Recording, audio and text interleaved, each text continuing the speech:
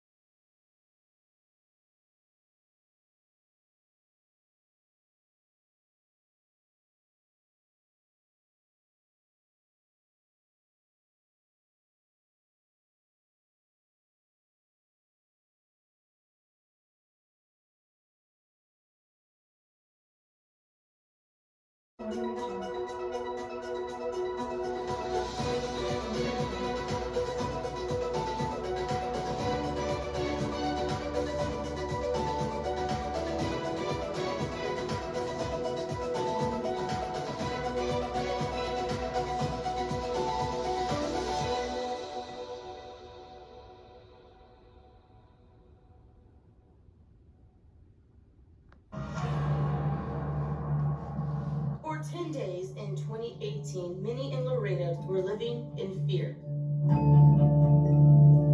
Someone apparently luring women into a truck and then killing them. All the victims were defenseless. The person arrested and charged in the killings that left 4 dead, an individual nobody expected, a Border Patrol agent. Pero lo más sorprendente, o sea, para mí, yo creo para toda la comunidad, es cuando descubrimos que este era un oficial, un agente, un supervisor de la patrulla fronteriza. Ortiz carried out these murders in a cold and callous way. And now, after 4 years, the case is headed to trial right here in Barron County. This is open court, the trial of Juan David Ortiz. In 2018, a monster was on the loose right here in the streets of Laredo. Someone preying on sex workers, leaving them for dead over a span of several weeks. Juan David Ortiz, a Border Patrol agent, a Navy veteran, a husband, and a father, accused of using his authority to entrust others and evade suspicion.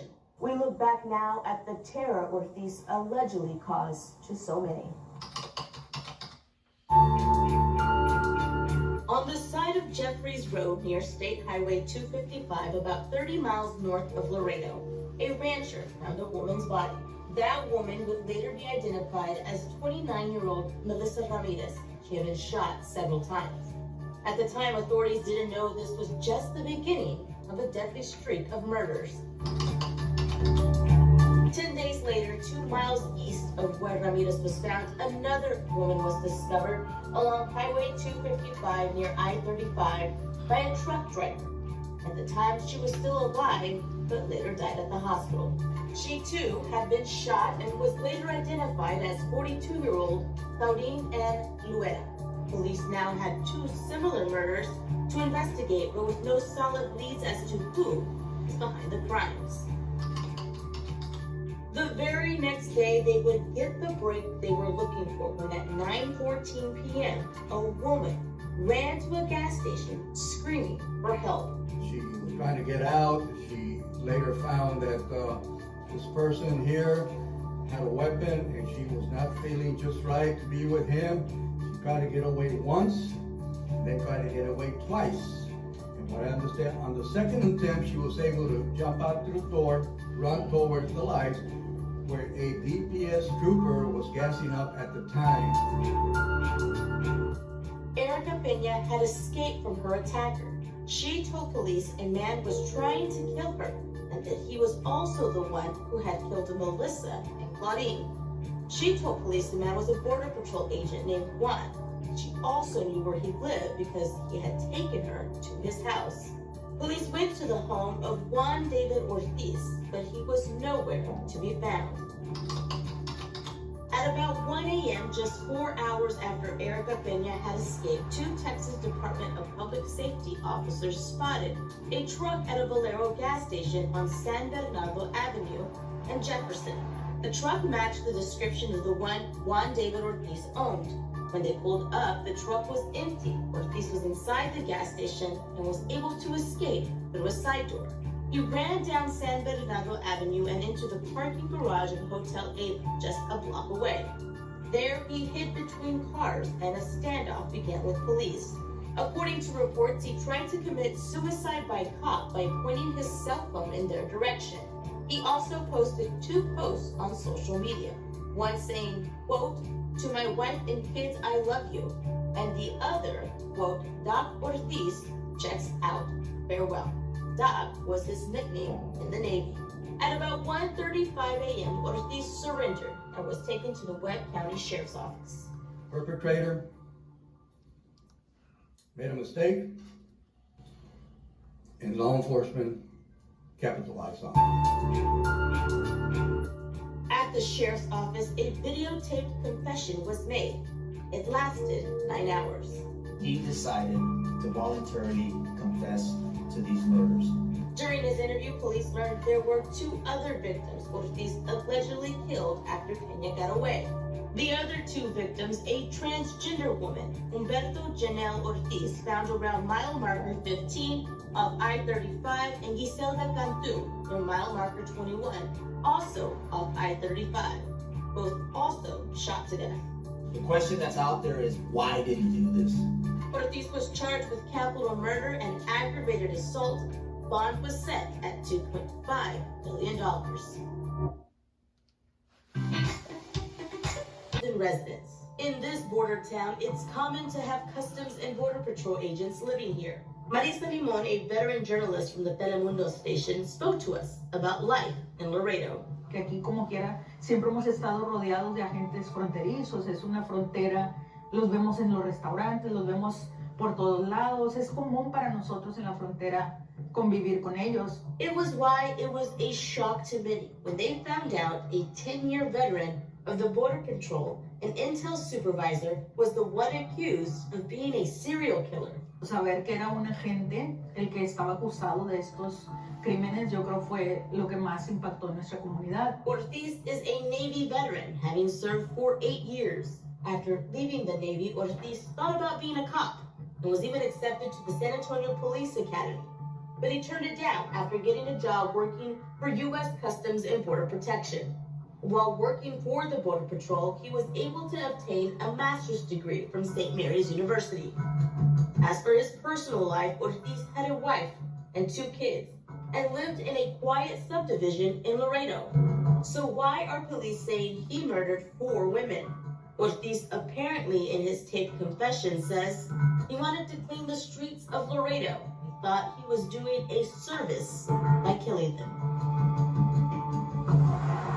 All the victims were known to frequent the San Bernardo Avenue area. The road runs through Laredo parallel to I-35. Each victim had their problems and vices, but those who loved them knew them for so much more. One mother still dealing with the heartbreak and loss of her daughter, Melissa Ramirez.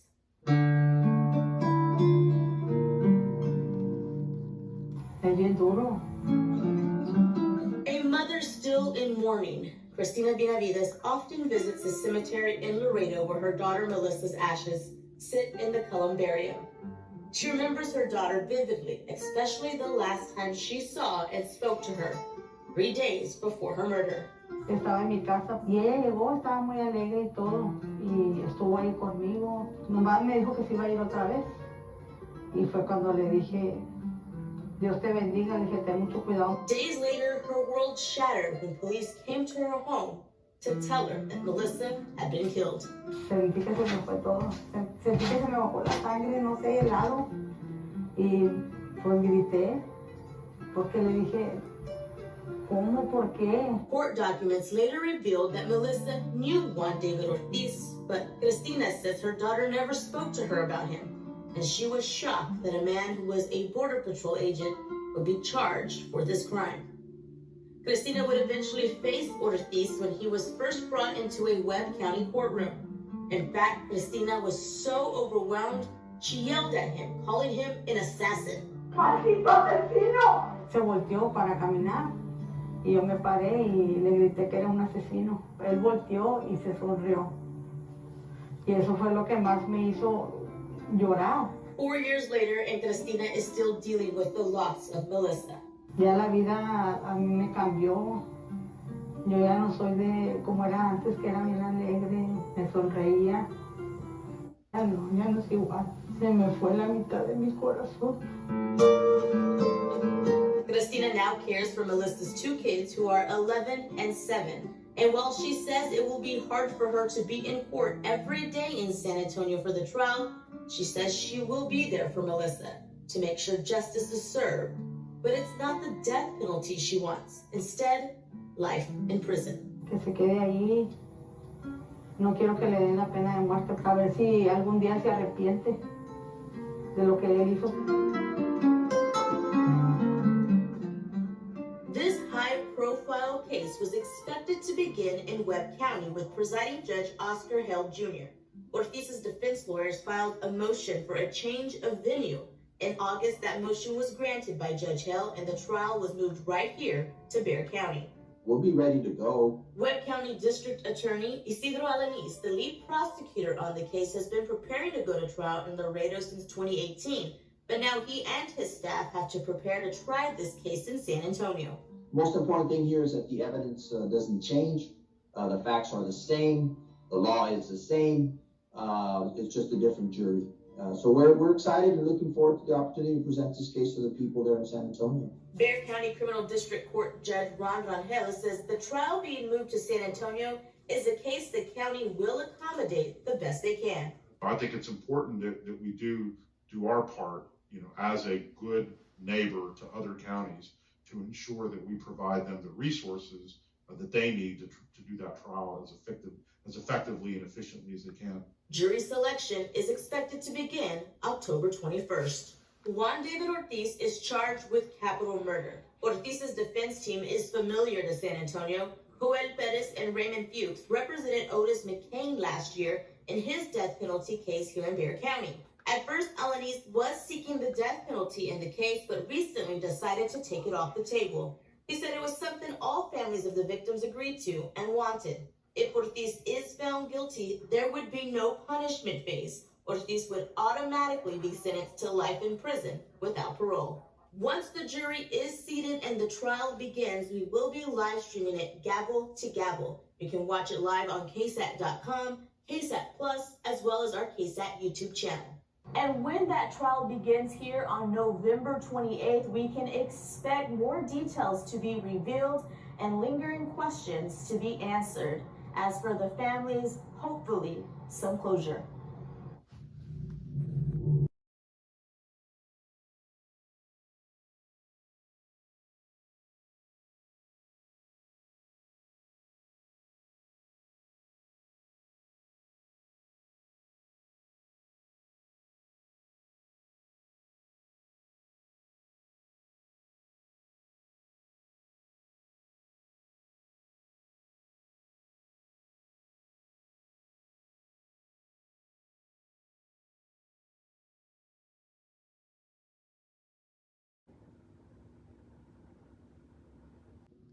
Thanks for watching. We appreciate you. Please subscribe.